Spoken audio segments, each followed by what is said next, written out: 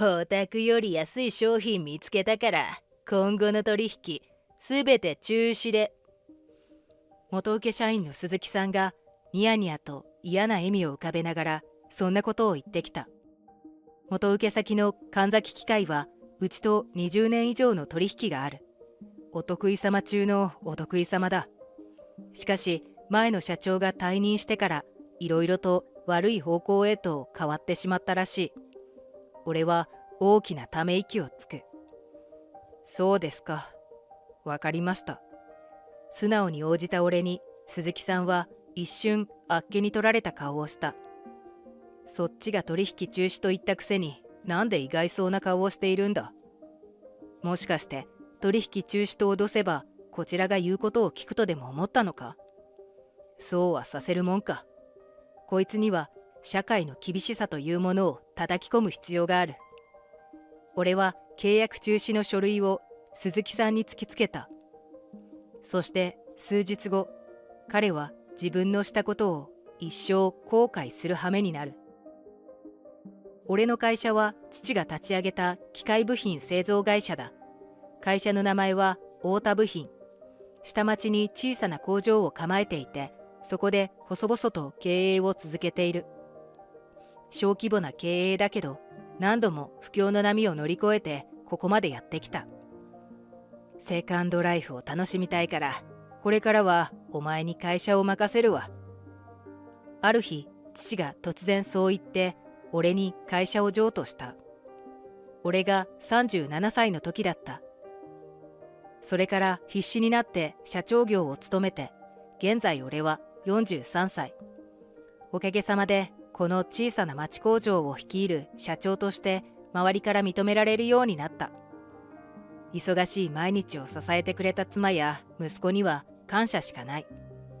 これからもぼちぼち頑張っていこう。会社は今年で創業40周年を迎える。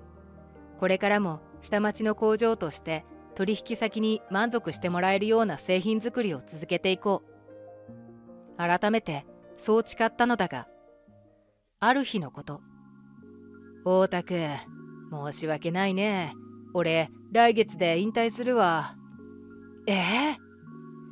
ある日、元請け社長である神崎さんが突然我が社にやってきて、そんなことを言った。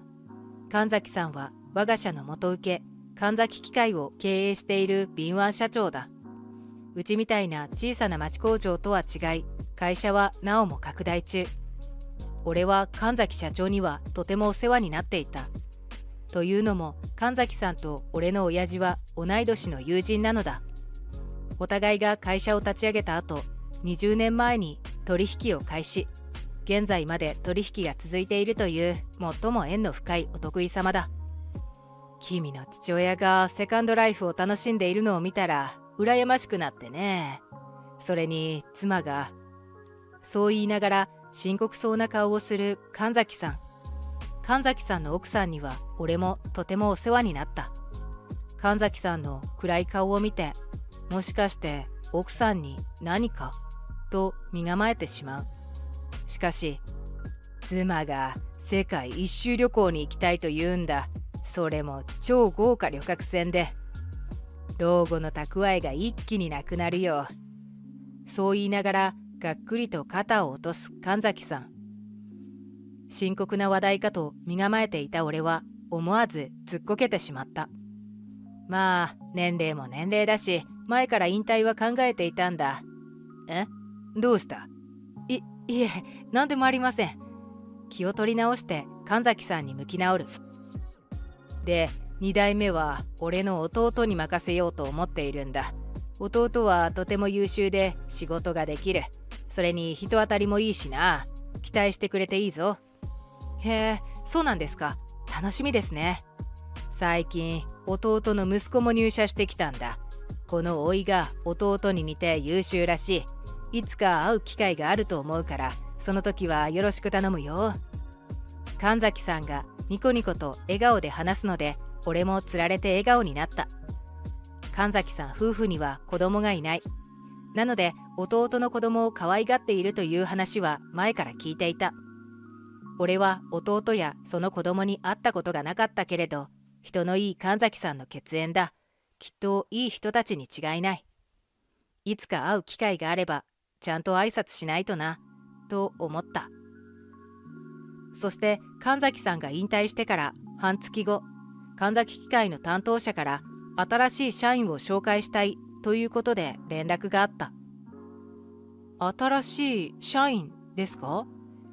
ええ、前社長から話は聞いていると思いますが、現社長の息子が入社してきまして、この度大口下請け先である太田部品さんの新しい副担当者になったんです。飯田課長と俺は年齢が近くて取引担当者ということもあり、よく話をする仲だ。その飯田課長が何やら電話口で戸惑った声を上げる。ちょっと変なことを言っているように聞こえるかもしれませんが、現社長の息子鈴木はちょっと癖がある人間でして。癖？ええ、優秀な大学を卒業して頭がいいし仕事はできるんですが、なんと言いますか、他人とのコミュニケーションが苦手みたいで、いつもはハキハキとしている飯田さんがやたらと言葉を濁している。わかりました。そのつもりで対応します。連絡ありがとうございました。いえ、なるべく不快な思いをさせないようにしますので。電話を切った後、俺は腕を組み考える。飯田さんがあそこまで言うような人間だ。もしかしてかなり問題がある人間なのかも。それにしても神崎さんから聞いた話とは随分印象が違うな。前評判との乖離に首をかしげつつ、彼らの来訪の日を待った。そして初顔合わせの日、俺はいつも通り飯田さんを応接室に案内する。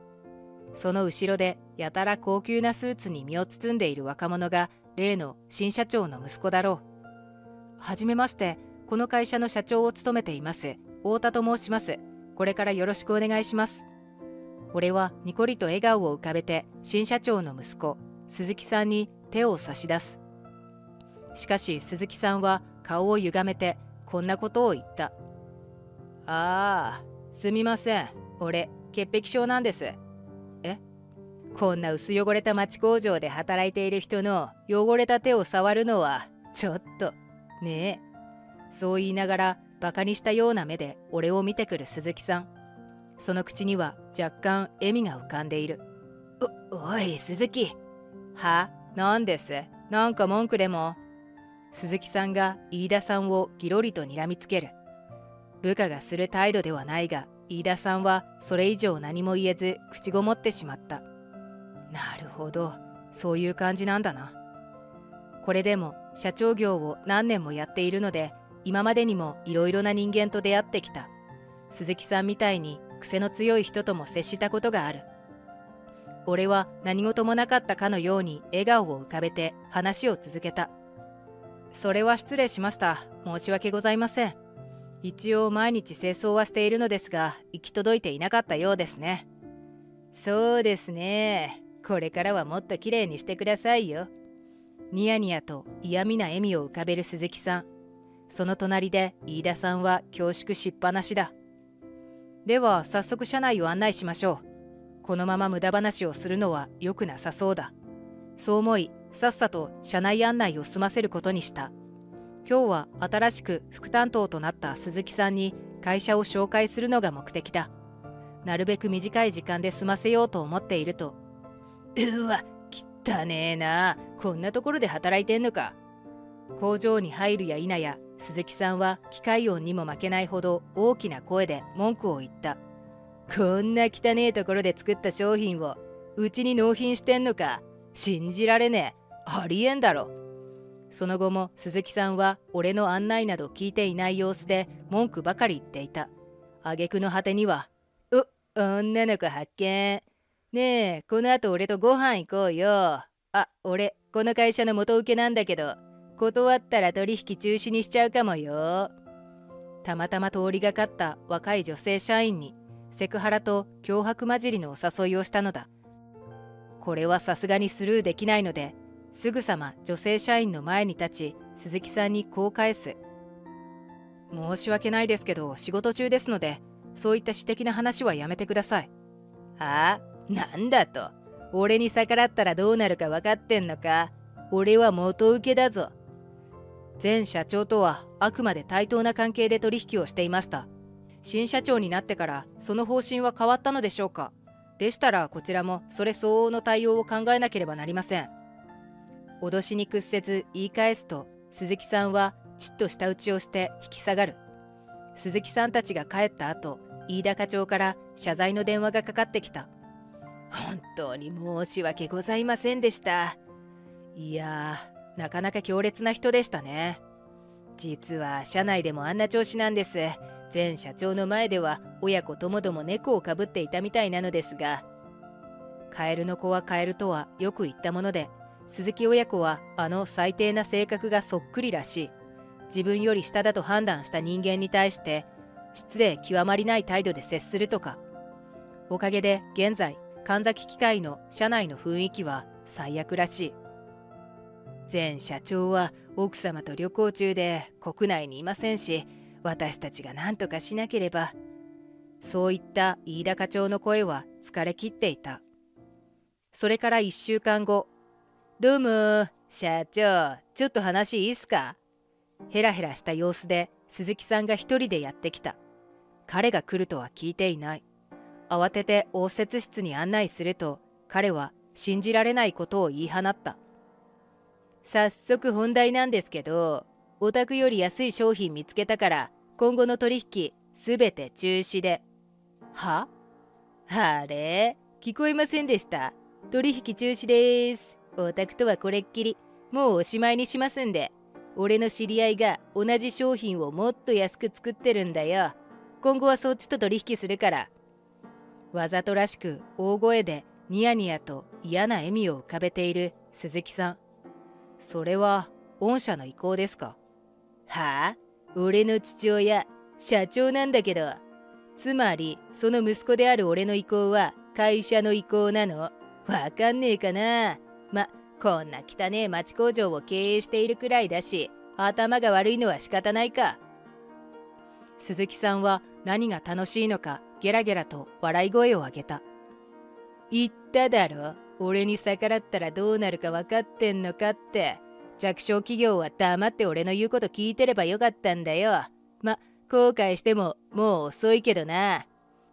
勝ち誇ったような顔でそう言い放ち、ニヤニヤと笑みを浮かべて俺の反応を見ている。